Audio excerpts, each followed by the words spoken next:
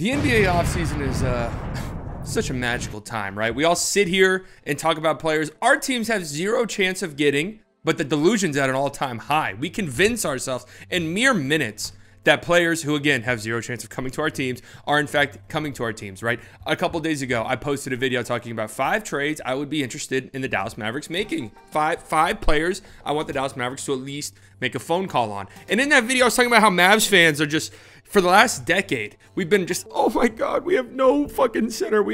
Nobody can protect the rim or rebound. And I said, hey, what about Rudy Gobert? And everyone said, no, you are an idiot. You are stupid. We are never going to get him. And I thought, why? I mean, what's with the irrational anger about Rudy Gobert? You guys understand that we need a rim protector. You guys understand that we need rebounding. So why not go get a guy like Rudy Gobert? This year, opponents shot 15 percentage points worse at the rim with Rudy Gobert down there. The best in the NBA. That's the best. In fact, according to Basketball Index, that's the 3rd best mark since 2014. Hey, all right, why would you not? It's actually Isaiah Hartenstein. Who? Isaiah Hartenstein. Who has that stat? Hartenstein. Hartenstein. Isaiah Hartenstein? Yes, that's he. Yes. No, double check. That can't be right. I've already triple checked it. Well, then triple check. I just told you I did. It's him. In my research leading up to this offseason, a name keeps popping up that just has piqued my interest like no other name has, and that is Isaiah Hartenstein, center for the Los Angeles Clippers this past season. Every time I'm looking at some advanced stat or I'm watching, Clippers highlights looking at different players, this dude just pops out. This dude just jumps out of the screen. Yes, he actually led the NBA this past season in defensive field goal percentage at the rim. Opponents shot 15 percentage points less at the rim when he was down there protecting the paint. He averaged 3.1 blocks per 100 possessions, which was 9th in the NBA this season. I mean, the dude legitimately had a great season protecting the paint, but that's not what excites me so much about a dude like Isaiah Hartenstein. Of course, rim protection is a very important part of being a center, but in today's NBA, you need to hold your own on the perimeter, and that is what really excites me about this dude. 2 steals per 100 possessions. That's the 3rd best among centers, but I mean, Andre Drummond is 1st on that list, so that doesn't really mean much. But you watch this dude play, and you could see it. Like, the perimeter defensive instincts, they are there. Is he a perfect player on the perimeter? No, of course not. I mean, he's a center. No center is going to be perfect out there. He finished top 5 among all centers in Basketball Index's perimeter defense metric. Do I understand this metric? No. Do I know what it is? No. Do I know what goes into it? No. Will I use it to push propaganda? Yes. That's what this channel is all about, baby. In fact, him and Robert Williams are the only 2 centers to be top 5 in both defensive field goal percentage at the rim and the perimeter defense metric. That's pretty good company right there. Robert Williams, starting center in the NBA Finals, one of the best defensive players in the NBA. Isaiah Hartenstein right behind him. Who would have thought? And again, when you're just watching, the Clippers games, not just highlights of the blocks, but just, I went back and I just watched some Clippers games, watched some Isaiah Hartenstein minutes just to see what it looks like. You can see it. And what really caught my eye was just how much this guy moves. I mean, this guy's all over the fucking court. And the stats back that eye test up. My eye test, I mean, nothing beats the eye test. He averaged 1.34 defensive miles per 75 minutes. That's a funny stat to me. Defensive miles traveled. That number was second only to Jakob Poeltl. Again, a great defender, one of the best defenders in the NBA. Now, truthfully, this stat, I look at it, it could mean one of 2 things to me. One, that you do a good job running around the court, helping out, contesting shots, but it could also mean you get blown by, you got to run, you got to recover. But again, after watching, I don't think it's that. I think it's the former, the latter.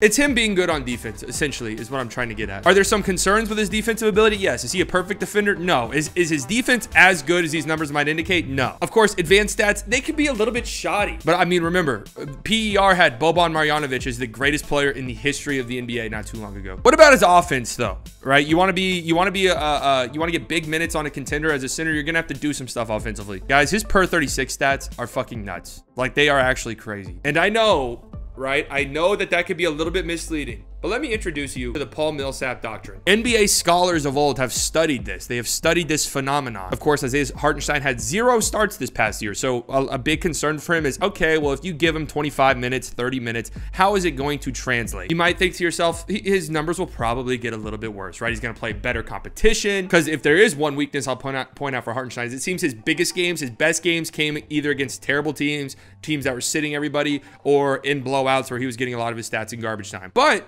the Paul Millsap doctrine says more often than not, players who see a increase in minutes, bench players who go into starting roles, actually see their numbers improve. Here you go. Here's the numbers for you. True shooting percentage usually increases by 0.003 points. Points per 40 minutes improves by 1.82 points. Rebounds decrease by 0.01, but that's all right. Assists per 40 minutes improved by nearly half, which is, we'll touch on why that's important for Hartenstein here in a second. Steals and blocks typically go down, which is interesting to me. Turnovers per 40 minutes actually decrease. Fouls actually decrease as well, which we'll talk about in a second. Very important for Hartenstein. And finally, PER improves by nearly 3 whole points, which again, as we discussed earlier, PER, perfect stat. Nothing wrong with it. So according to the Paul Millsap doctrine, Isaiah Hartenstein can be signed by a team this year, promised a starting spot, and his numbers will actually improve, which again is kind of crazy because his per 75 numbers offensively are nuts. I mean, dare I say they kind of look Jokic-like. Am I saying that he's going to turn into a Nikola Jokic type player, an MVP level player? No, of course I'm not saying that. But he does have some playmaking chops, some legitimate passing chops, which as a Mavericks fan really excites me. The idea of putting a guy like that alongside Luka Doncic in the short roll. He ranked 4th in assist rate among centers, only trailing some of the all-time great centers, Nikola Jokic, Joel Embiid, Kelly Olynyk. Has a good ability to find passers, pass out of that short roll. That's a really big, especially if he does end up going to a place, you know, like Dallas, that runs a ton of pick and rolls. He's going to be put in that position a ton. He's also really good at cutting, really good at just finding space, getting open, finishing, sealing off. That's one thing I noticed too, and I can't believe that there's actually statistics for this that back it up. There's statistics that show you how good a player is at sealing off other players. I didn't even know those stats existed, but Isaiah Hartenstein's towards the top, and you watch it, it makes sense. He does a great job when he gets mismatches, sealing off that mismatch, giving himself a great shot at the rim, and he converts more often than not on those, which again, you know, just pulling a random team off the top of my head, the Dallas Mavericks, I don't know. You play with a guy like a playmaker like Luka, you have mismatches, you will get the ball, right? Unless your name is in which case nobody wants you to have the fucking ball because you don't actually have mismatches because you're a 7'3" shooting guard who's never. He was one of the best centers in the league scoring off of cutting, and you know what? There is some shooting ability there.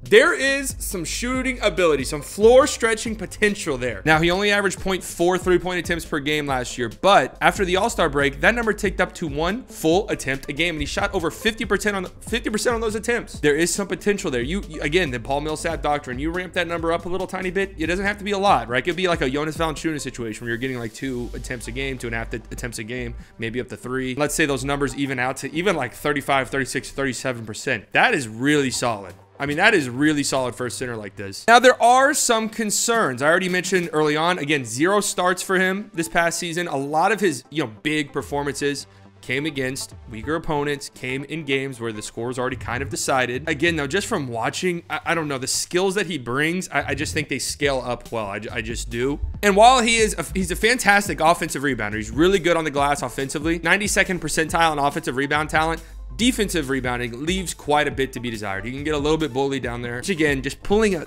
team off the top of my head, Dallas Mavericks really need defensive rebounding. So if they were to, I don't know, give him the taxpayer exemption to $6 million over the next 3 years, he's going to have to improve his defensive rebounding. And perhaps the biggest weakness, the glaring weakness in Hartenstein's game that has followed him his whole career so far is his foul troubles. It's some of the worst foul troubles in all of the NBA. Just last year, he was on the Nuggets, and then he got traded to the Cavs. He averaged 6.7 fouls per 36 minutes. 6.7.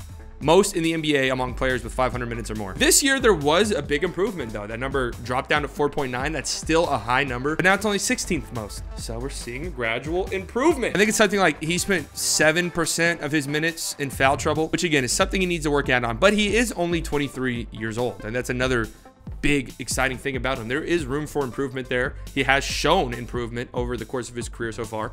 And again, the Millsap doctrine, for some reason, the more minutes a player gets, the more opportunity a player gets, their foul numbers actually decrease. I think a lot of that has to do with players probably go a little bit less hard whenever they get more minutes, right? They're going to contest shots a different way, which is probably why you also see the block numbers decrease. Players understand that they can't get into foul trouble early into games. Whereas if you're coming off the bench and you know you're only going to get 17 minutes, fuck it, man. I'll get in foul trouble. I don't care. So I'm just confused. I mean, I would say it's more likely than not that Hartenstein gets the taxpayer exemption, probably from the Clippers, if I'm just being honest, which is $6 million a year. I look around the league. I look at some other guys. I look at some other centers, and there are guys who are not going to give you the production that Isaiah Hartenstein is going to give you, who are going to get paid more than that. Like they are just going to get paid more than that for one reason or the other, whether it's they're a little bit more established as a veteran or there's maybe a certain skill that they have that Hartenstein doesn't that's a little bit more enticing. But I don't know. Is it possible to pry him away from the Clippers? For sure. Like I mentioned, they can only give him the taxpayer exemption. That's all they can give him. They don't have his bird rights. They can't give him more than that. If a team like the Mavericks, maybe, I don't know, again, just random team names that I'm just thinking of, if they offered him the same thing, which is the highest the Mavericks could offer him as well, which is the taxpayer exemption, $6.3 million, I think it is. But the Mavs say, hey, you could come here and start. You could start for us. The Clippers still have Zubats. They're probably going to pick up his $7 million option. You want to be a starting center? Come play next to Luka Doncic and compete for a championship. I don't know, man. What do you guys think? I just look at the numbers. I watch him play. He's just one of these guys I don't understand. This is one of these instances where I do not understand value in the NBA. A guy like Isaiah Hartenstein feels like he does so much that you want a center to do. I don't know why his value seems to be where it's at. It seems like it should be higher. So Mark Cuban, if you're watching this, I know you watch a lot of my videos, Mark. We have lunch every single Thursday. I'll bring this up to you next time I see you. Please, we're tired. We're tired of watching Dwight Powell. God bless him. God bless him. I've defended him at times this year. But it's time. It's time, Mark. It's time to rip the Band-Aid off.